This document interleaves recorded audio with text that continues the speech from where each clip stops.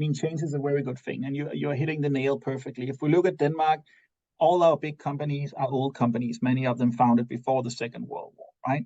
We have created 7 unicorns in the last 2 decades. All of them moved away, right? Because it might be a good country to be a child in, but it's apparently not a good country to be a teenager in, right? Right. And many European countries rely on or have this old man idea that if you're born Belgium, you remain whatever, or Dutch or Danish or whatever. Right? Yeah, sure. In the past, like if you started a company in Niedersachsen or wherever in Germany, probably it would take a long time before you got foreign capital, and the foreign capital you got would be, or external capital, sorry, would be regional most of the times, right? Whereas now, if you start a tech startup, within the first couple of years, you're going to have external capital, maybe even like from the first day in some cases, if you're in an incubator or whatever.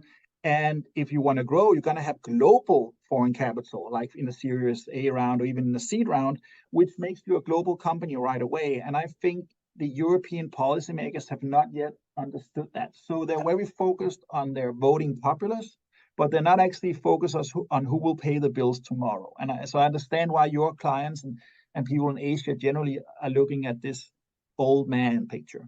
I think, however, the danger for the old man of Europe, which I do actually like, I think he's a charming old man. I think he's nice to talk to. He's good mannered and all these things, right?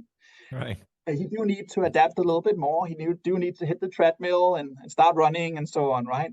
But he shouldn't completely throw away what he used to be. And I think that's what I'm worried about with the centrist government, is that they will throw away all the things that make this old man a charming person to have sitting next to you at the dinner party in order to just run only slightly faster anyway, right?